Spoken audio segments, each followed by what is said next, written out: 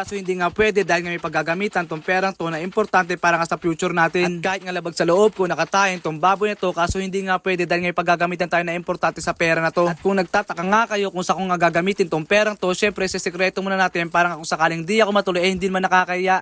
At syempre alam niyo yung mga chismoso chismosa dito sa atin wala pa nga nangyayari o hindi ka pa nga umuusad gusto na nila hilahin kanila pababa. At syempre wala akong pakalam sa kanila kaya ako nga ginagawa to para sa sarili ko at para sa pamilya ko at hindi para sa kanila. Ang pera nga na to ay nanggaling nga dito sa tindahan natin at kadang may sobrang kada palengke natin ay inuhulog natin agad. At napakasaya namin ni Commander dyan dahil nga sa mga oras na to di namin nakalain na ganitong halaga na pala naiipon namin sa loob ng 6 months. At ito na nga at inihiwalay namin tig 5, tig 10, tig 20 na barya para nga mapadali tayong bilangin ng lahat ng ito. At tuwan-tuwa nga kami ni Commander nga sa ilang buwan namin pagtitinda ay meron na kaming ganitong ipon. So yun na nga guys, kung sino makakahula ng exactly amount nitong naipon natin ay magbibigay ulit tayo ng Gcash kaya i-comment mo lang at i-share mo lang itong video to. May pag-asa ka ng manalo kaya let's go!